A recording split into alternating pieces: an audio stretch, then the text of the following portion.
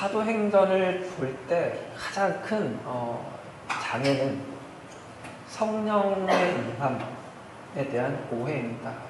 우리는 이미 이 문제를 여러 차례 이야기를 해서 해소한 셈인데요.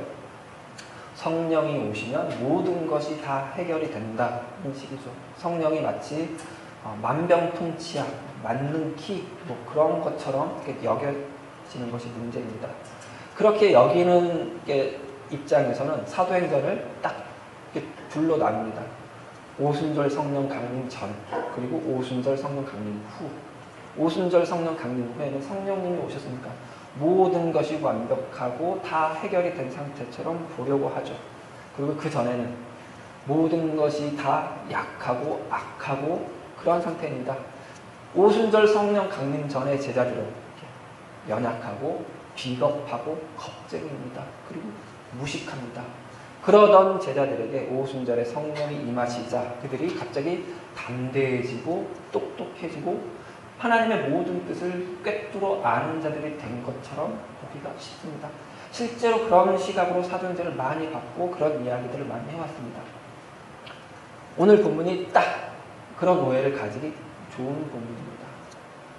그리고 또 사도행전을 볼 때 또 하나의 큰 문제는 뭐였냐면 누가복음을 포함한 4개 복음서에 이미 성령님이 이 땅에 오셔서 성령님이 일하신 기록들이 있는데 사도행전은 마치 성령이 한 번도 오지 않았던 것처럼 하다가 오순절에 성령이 처음 온 것처럼 이렇게 말을 한다는 것입니다. 이걸 해석하기가 난감했었는데 우리는 이 문제를 지난주에 아주 훌륭하게 해결을 했습니다. 성령님은 이전에도 오셨었고 이전에도 활동을 하셨습니다. 성령님이 오순절에 생판 처음 온 것은 아닙니다. 그러나 처음 오신 것이기도 한데요. 그것은 성령님이 새 시대가 시작되었다는 확증으로 징표로 오신 것으로는 처음이기 때문입니다. 이 새로 시작된 새 시대가 완전해질 것이다라는 보증으로 약속으로 온 것이 처음이라는 차원에서 오순절 성령 사건을 사도행전이 그렇게 기록한 것입니다. 그러니까 오순절 성령 사건을 2장에 배치한 누가의 의도는 그냥 시간상으로 그러기도 하겠지만 누가의 의도는 새로운 시대가 시작되었다는 것을 확실하게 선언하고 싶은 것이죠. 그런 맥락에서 오늘 베드로의 설교도 사실은 이해가 되어야 합니다. 그러나 이런 걸 놓치고 본 시각은 아까 전에 말씀드렸던 것처럼 겁쟁이 베드로가 예전 같았으면 도망갔을 것 같은 숨었을 베드로가 담대하게 나섰다 이거죠. 성령이 임하셔서 성령 충만해진 제자들이 각 나라 언어들을 외치기 시작했죠. 그래서 온 예루살렘이 깜짝 놀라고 소동이 일어났습니다. 어떤 이들은 놀라움을 경이로움으로 호기심으로 표현했지만 또 어떤 이들은 세술에 취했나 보다 하면서 조롱했습니다. 비아냥거렸습니다. 이 조롱과 비아냥에 베드로가 담대하게 일어섰다 이거죠. 이 일을 내가 너에게 알게 하겠다 하면서 일자 무식 갈릴리 어부 출신 베드로가 갑자기 똑똑해져서 구약 성경 요엘서를 인용하면서 설교를 하더라는 것이죠. 그리고 그 설교 후반부에 다음에 살펴볼 설교 후반부에 이 예수님이 하신 일을 하나님의 어떤 구속사적인 관점에서 꿰뚫어 보고 완전히 깨달아 통찰을 가지고 설교를 했다는 것이죠. 그러나 이 시각에 문제가 있는 것은 일단 17절에 나오는 모든 육체에 하나님의 영이 모든 육체에게 부어줄 것이라는 말을 베드로는 하나님의 차원에서 이해하지 못했습니다. 하나님의 의도로는 모든 육체는 말 그대로 모든 나라 모든 족속을 가리킵니다. 그러나 베드로는 이 시점의 베드로는 이 모든 육체를 유대인으로만 한정합니다. 유대인 가운데 모든 사람들로만 한정적으로 받아들입니다. 분명히 베드로는 성령 충만한 상태입니다. 그런데 베드로는 그가 그동안 자라고 생활했던 그의 전통과 문화와 가치관을 극복하지 못한 상태입니다. 성령 충만 안 한 거 아니에요. 분명히 성령 충만한 상태예요. 그런데 여전히 그 옛날에 가졌던 그 사고에 갇혀있는 상태예요. 모든 육체는 모든 유대인이다 라고 생각을 한 거예요. 이게 사도행전 10장까지 이어집니다. 사도행전 10장에 가서야 그것도 긴 갈등 끝에 그것도 마지못해서 이방인에게 성령이 임한 것을 눈으로 본 후에야 어쩔 수 없이 인정합니다. 성령 충만한 베드로. 그러니까 성령의 임하신 성령 충만은 모든 문제를 해결하고 모든 사고를 바꾸고 모든 가치관을 뜯어고치고 하는 만능키가 아니라는 뜻입니다. 물론 성령님이 그렇게 하시고자 한다면 그럴 수 있을 것입니다. 성령님은, 하나님의 영이신 성령님은, 우리를 인격적으로 대하시는 하나님의 영이신 성령님은 그렇게 비인격적으로 일하지 않는다는 뜻입니다. 그리고 우리는 이미 사도행전 1장에서 베드로가 시편의 두 구절을 인용해 가면서 가룟 유다를 대신할 제자를 마띠아를 뽑아야 된다는 것을 설교라고 할까요? 이야기하는 것이 될까요? 아무튼 그런 장면을 쭉 봤습니다. 베드로가 인용한 시편 두 구절은 그리 유명한 구절은 아닙니다. 그러니까 베드로가 성경을 잘 알고 있었다고 봐야 됩니다. 사도행전 1장이니까 오순절 성령 강림 전이죠. 그러니까 베드로는 이미 유대 전통 속에서 성경 교육이 충분했다는 뜻입니다. 일자무식 갈릴리 어부가 아니라 그냥 유대인입니다. 성경을 잘 알았던 베드로가 예수 그리스도의 십자가 죽음과 부활과 승천을 목격하고 나서 조금 더 안목이 생긴 것이죠. 그래서 예수 그리스도가 하신 일이 무엇인지 알게 된 것이고 그 예수 그리스도의 죽음과 부활을 통하여 하나님이 어떤 일을 하시는지 어떻게 일하시는지 알게 된 것이죠. 성령이 오시기 전에 깨달음이 있었던 것이죠. 그런데 그 깨달음은 베드로만의 깨달음이 아니라 그것이야말로 성령의 일하심입니다. 성령께서 깨닫게 하심입니다.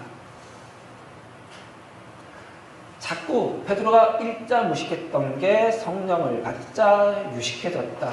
이렇게 접근하려고 하는 것은 이런 일을 깨닫게 하시는 것은 오직 성령의 일이라는 이 성경의 기본적인 가르침을 너무 평면적으로, 너무 1차원적으로 적용하려는 탓입니다.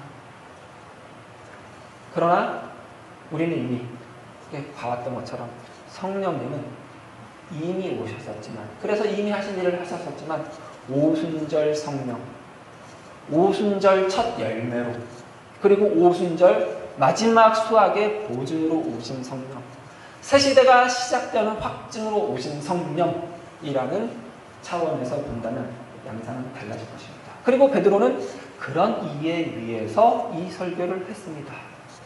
베드로가 이 설교를 요엘서 2장에 있는 말씀을 인용하는 것으로 시작했다고 했는데요. 말 그대로 인용을 했는데 직접 인용한 것은 아닙니다. 약간 그의 말로 살짝 각색을 해서 바꿨는데 큰 틀에서 큰 차이는 없습니다. 그런데 우리가 주목해야 할 다른 점은 요엘서에서는 시작이 그 후에입니다. 그 후에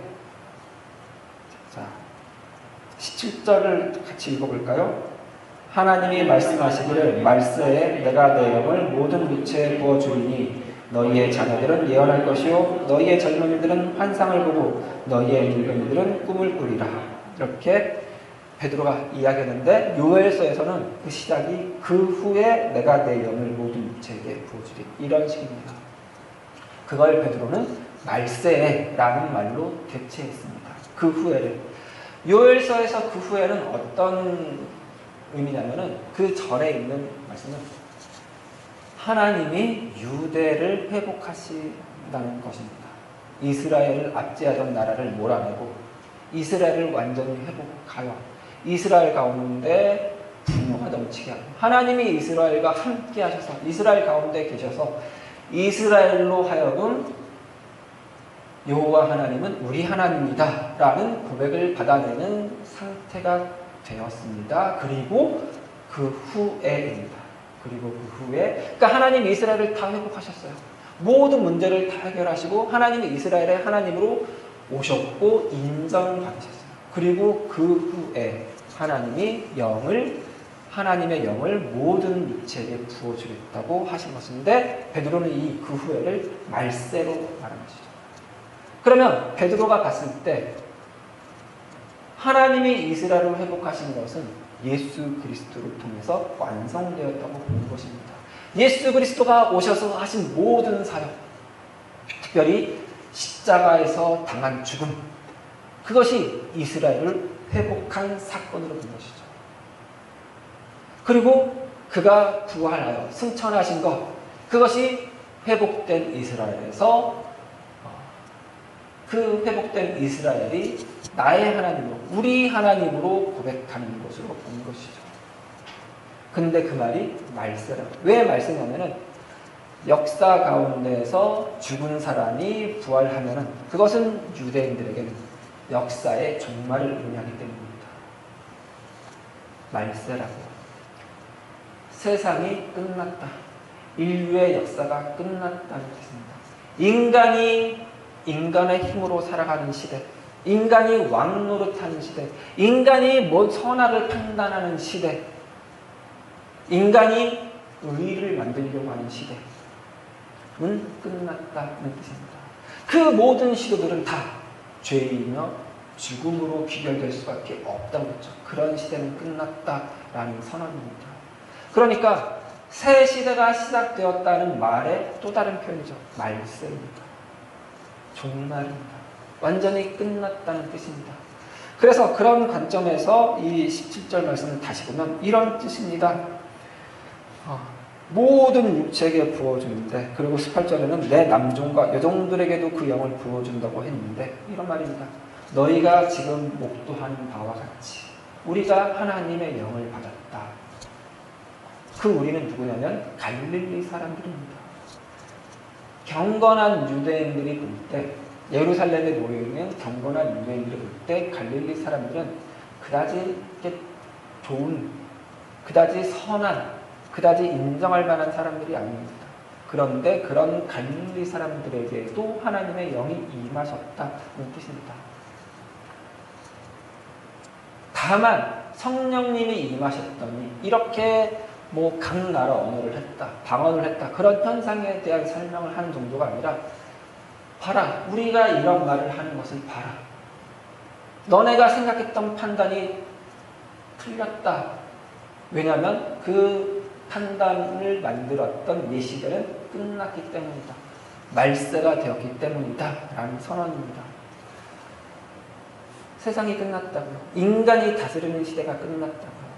그러니까 인간이 가지고 있었던, 그 인간의 힘으로 만들었던 모든 어떤 질서, 규범, 전통, 문화, 이런 것도 같이 끝났겠죠. 이게 하늘과 땅에 있는 징조들이 나타내는 바입니다. 그러니까 실제로 진짜 흔히 말하는 말세가 되어서 예수님이 다시 오실 때가 되면 하늘이 어두워지고, 그러니까 해가 어두워지고 다른 핏빛으로 변하고, 그런 문자적으로 그런 일이 일어날 것이라는 뜻이 아니라 사회, 인간 권력, 인간 권세, 그것들을 상징하는 것들이 힘을 잃을 것이라는 뜻입니다. 해가 어두워지고 해가 빛을 잃고 달이 피로 변하여 빛을 내지 못할 것이다. 말세가 되었기 때문에 인간이 다스리는 사회가 흔들릴 것이다. 혼란에 빠질 것이다. 아무것도 못할 것이다. 입니다. 그러니까 죄와 사망이 더 이상 왕노릇하지 못할 것이다 라는 뜻입니다.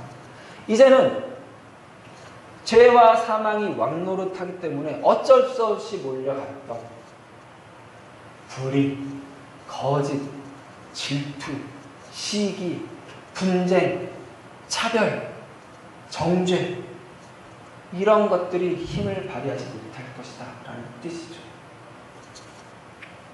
그러니 옛 시대가 종말을 맞이했으니 새 시대가 시작되었으니 뭘 해야 될까요? 그게 21절 담겨 있습니다. 21절 같이 읽습니다. 누구든지 주의 이름을 부르는 자는 구원을 받으리라 하였느니라. 누구든지 주의 이름을 부르는 자. 요엘서에서는 이 부분이 누구든지 여호와의 이름을 부르는 자인데, 여기서 여호와를 주로 대체하면서 이 주 예수 그리스도를 이렇게 연상하게 하면서 예수 그리스도가 여호와 하나님이다 라는 의미에서 이 말을 말하기도 했지만, 이건 사실 베드로에게 핵심적인 문제는 아닙니다. 그리고 이 이야기를 듣는 당대 베드로와 함께 살아가던 유대인들에게도 이 말은 그렇게 중요한 의미는 아닙니다. 보다 더 현실적으로 들리는 말입니다. 주라는 말은 언제나 정치적인 의미를 띠기 때문입니다. 그러니까 이 말은 주의 이름을 부르는 자라는 말은 어떤 의미를 가지냐면, 너희가 속한 나라가 어디 있냐라는 뜻입니다. 너희의 주가 누구냐, 너희를 다스리는 궁극적인 왕이 누구이냐를 분별하라는 뜻입니다. 이미 베드로는 말세라가 선언했죠. 인간이 다스리는 시대는 끝났다고 그랬죠. 세상 왕은 권력을 잃었다는 뜻입니다. 지금 이스라엘을 압제하는, 유대를 압제하는 로마의 황제가 진정한 왕이 아니라는 뜻입니다. 진정한 왕은 새 시대를 연 이 땅에 임한 하나님 나라, 그 나라를 다스리는 하나님, 그를 계시하러 오신 예수 그리스도, 그가 진정한 주라는 뜻이죠. 그 주의 이름을 부르라는 것입니다. 그러면 구원을 얻으리라 는 약속인데요. 구원은 뭐라고 그랬죠? 죽은 다음에 하늘나라 가는 것, 물론 그것도 있습니다. 중요합니다. 그런데 이만큼 중에 이만한 분량밖에 아닙니다. 그건 성경에서 늘 구원은 현재적인 것이라고 그랬죠. 죽은 다음에 이룰 어떤 것이 아니라, 죽은 다음에는 정말 말 그대로 하나님께 맡겨요. 그리고 하나님은 우리에게, 성경은 우리에게 지금 바로 이 순간 이 땅에 사는 동안 구원을 이루라고 계속해서 요구합니다. 격려합니다. 지금 이 말씀도 마찬가지예요. 구원은 뭐라고요? 하나님의 나라에 복속되어 사는 자, 하나님의 통치를 받는 자, 하나님이 이 땅을 다스리고 있다고 믿는 자, 이 땅에 사는 동안 하나님의 자녀, 하나님의 백성으로 살아가는 것, 그 자체가 구원이라고 했죠. 구원일 수밖에 없죠. 왜요? 옛 시대에는 모든 것이 죄이며 모든 것이 죽음이었다면, 지금 이 하나님의 나라 새 시대는 모든 것이 의이며 모든 것이 생명이며 모든 것이 승리이며 모든 것이 영광이기 때문입니다. 그러니 구원이죠. 그 구원을 지금 살아가면서 이루라고 요구하고 격려하고 도전한다는 것입니다. 그런데 말이 안 맞는 게 있어요. 어떤 게 그러냐면, 말세라고 그랬잖아요. 이미 끝났다고 그랬잖아요. 그런데 지금 살아가면서 구원을 이루라, 구원을 누리라요. 이미 끝났는데 뭘 누리냐는 거죠. 그렇게 생각, 그런 질문 생기죠? 생겨야 돼요. 이런 질문 자꾸 이렇게 의심 자꾸 해야 돼요. 의심은 믿음이 좋다는 증거입니다. 자꾸 이런 의심 해야 돼요. 이게 사도행전에서 지금 이 대목이 제일 중요한 부분입니다. 이것 때문에 누가가 사도행전을 기록했다고 봐도 돼요. 그리고 성경에서도 계속 이 대목을 강조하는 거예요. 다 끝났다고 했는데 뭘 자꾸 구원을 이루라고, 구원을 누리라고 그러냐에 대한 이야기라고. 이건 이렇게 생각하면 쉽습니다. 소설이나 드라마에서 이제 발단, 전개, 위기, 절정, 결말, 이런 순으로 이제 소설이 구성이 되죠. 그러니까 위기, 절정이 되면 그 갈등이 고조에 이르렀다가 해소가 되죠. 조금 더 쉽게 드라마로 칩시다. 주말 드라마, 50부작 드라마. 대개 한 49부가 되면 모든 갈등이 다 해소가 되죠. 이제 딸들이 다 자기 짝 찾아서 이혼도 했다가 다시 만나서 결혼하고, 그리고 가장 큰 문제, 이 세 딸이 다 아빠 딸들이 아니래요. 광자매. 그게 들키면 어떡하나. 그 조마조마했던 게 결국은 다 밝혀졌어요. 그래서 난리가 났어요. 그런데 어쨌거나 그게 해결이 됐어요. 49부 끝났어요. 그리고 50부. 50부는 뭐예요, 이제? 하하호호, 하하호호, 하하호호. 그러다 끝나죠. 그쵸? 49부까지 그 큰 이야기의 큰 갈등들이 계속 이어져 오다가 49부에서 끝나요. 그리고 50부에서 그 끝난 덕을, 그 갈등이 해소되어서 만든 좋은 것들을 보여주면서 이제 진짜 드라마가 끝나죠. 예수님이 이 땅에 오셔서 십자가에 달려 죽으셨어요. 49부에 49부. 인류의 가장 큰 문제, 인류의 가장 큰 갈등, 인류의 가장 큰 장벽, 이게 해소되고 무너진 거예요. 죄와 죽음이라는 문제. 모든 것을 다 아무것도 아닌 것으로 몰고 가는, 모든 것을 다 악으로 몰고 가는, 모든 것을 다 분열로 몰고 가고, 분쟁으로 몰고 가고, 시기로 몰고 가고, 죽음으로 몰고 가는 이 죄의 문제, 죽음의 문제, 그 어느 누구도 넘어서지 못했던 그 문제, 아무도 해결할 수 없었던 그 문제, 가장 뛰어난 정복자조차도 어쩔 수 없었던 그 문제, 그 큰 갈등, 그걸 예수님이 해결했어요. 인류의 가장 큰 문제가, 큰 갈등이 해소됐어요. 동시에 하나님과 인간이 가졌던 큰 갈등도 해소됐어요. 하나님을 배반하고, 하나님 필요 없다고 하고, 내가 하나님이라고 해서 생겼던 문제들이었죠. 그게 예수 그리스도의 십자가 죽음으로 해소됐어요. 그리고 50부.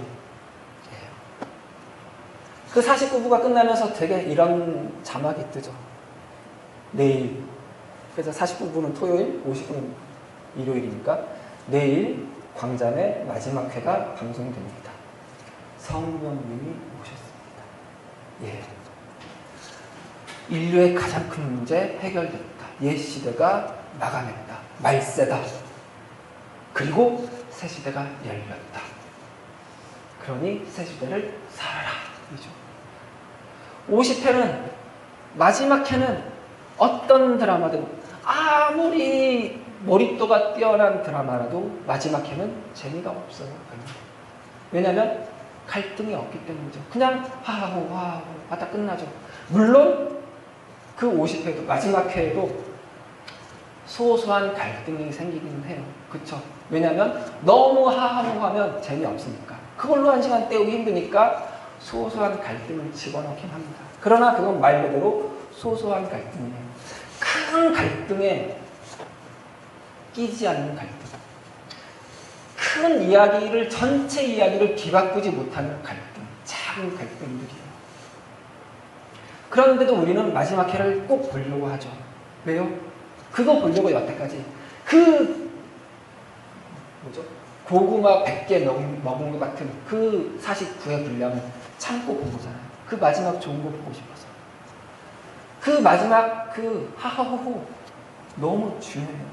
왜냐하면 그 마지막 그 하하호호가 전체 그 49회 분량의 진정한 의미와 가치를 부여하기 때문이에요. 그냥 갈등이 끝나는 것으로 49부로 드라마가 종결되면 갈등은 끝났지만 그 드라마는 이상한 드라마예요. 끝난 것 같지 않은 드라마. 화장실 갔다가 그냥 나온 것 같은 드라마예요. 아무것도 아닌 것 같은, 시간 때우기 같은 그 50회 때문에, 마지막 회 때문에 이 49회 분량에 의미가 생깁니다. 성령님이 오셔서 우리가 구원을 누리는 것, 우리에게도 중요한 일이지만 그 앞에 있었던 모든 갈등, 의미를 구하는 인류 역사의 구속을 하나님이 우리 손에 맡기신 거예요. 그것과 마찬가지로 우리 각 개인의 삶에서도 마찬가지입니다. 하나님의 지혜는 놀라워서 하나님이 그 인류의 역사에 어느 시점에 찾아오셔서 인류를 구원하시고 나머지를 그렇게 살라고 하셨던 것처럼 우리 각 개개인의 인생에서도 어느 시점에 하나님이 개입하셔서 하나님 우리가 구원받은 자가 되게 하시고 그 구원받은 이후의 삶을 구원받은 자로 구원을 누리면서 살아가라고 하신다. 우리가 그렇게 구원을 누릴 때 그 구원받기 전의 삶도 함께 의미와 가치가 부여된다. 구속이라는 진정한 구속이 하나님의 신비이고 지혜이죠. 말세이며 새 시대가 우리 인생 안에도 담겨 있습니다. 그때 너는 어느 시대에 속한 자인지 분별하라고 베드로가 말하는 거예요. 우리는 여전히 옛 시대가 기승을 부리는 것 같은 시대를 경험하여 살고 있어요. 하지만 우리는 믿음으로 우리는 성령을 받았다고 말하면서 성령 충만한 자라고 말하면서 새 시대에 속한 자라고 주장하면서 사는 거예요. 우리의 주인은 예수 그리스도시라고 우리의 진정한 왕은 하나님이시라고 우리는 하나님의 백성이라고 선포하면서 구원을 누리면서 사는 거예요. 아멘이세요? 아멘. 쉽지 않을 수도 있지만 하지만 그렇게 하면 복이 돼요. 이미 다 아시죠? 지금까지 그렇게 그 복을 누리면서 살아왔으니까 지금 이 순간 우리가 하나님의 이름을 부르며 하나님께 예배할 것이 그 증거예요. 어느 누구도 하나님이 부르지 않고는 하나님이 초대하지 않고는 하나님 앞에 올 수 없으며 하나님의 이름을 부를 수 없는데 우리는 이렇게 하나님을 부르고 하나님을 예배하는 자가 되었잖아요. 우리는 이 복인 거예요. 그리고 우리가 이전까지 살았던 과거가 어떠하든 그 모든 과거 역시 구속받았어요. 구원받았어요. 얼마나 감사한 일이에요. 의미 있고 가치 있는 순간이 된 거라고요. 성령이 오셔서 하신 일이에요. 그 성령이 오셔서 하신 일. 구원받는 그 순간에만 유효한 것이 아니라 매 순간 우리의 하루하루는 그 구속이 갱신되는 거예요. 그 구속을 구원을 누리면서 사는 데 능한 우리 인생교회 성도님들 되시기 바랍니다. 기도하시겠습니다. 하나님 감사합니다. 하나님을 찬양합니다. 우리의 모든 삶을 영화롭게 하신 가치 있게 하시며 의미 있게 하시며 무엇보다 영광되게 명예롭게 해주신 하나님의 그 사랑과 그 신비와 그 지혜를 찬양하며 감사합니다. 하나님, 우리는 성령을 받은 자들입니다. 우리는 늘 성령 충만한 자들입니다. 그러니 하나님, 늘 주의 이름을 부르며 살아가는 우리가 되게 도와주시옵소서. 우리는 주님의 다스림을 받는 자라고 늘 인정하면서 늘 주장하면서 살아가는 우리가 되게 도와주시옵소서. 그럴 때 우리 삶이 또 한순간 매 순간 주님의 구원을 누리며 주님의 구속을 갱신하는 삶이 될 참으로 신앙으로 가득한 인생이 될 것을 믿습니다. 기대합니다. 감사합니다. 예수 그리스도 이름으로 기도드렸습니다. 아멘.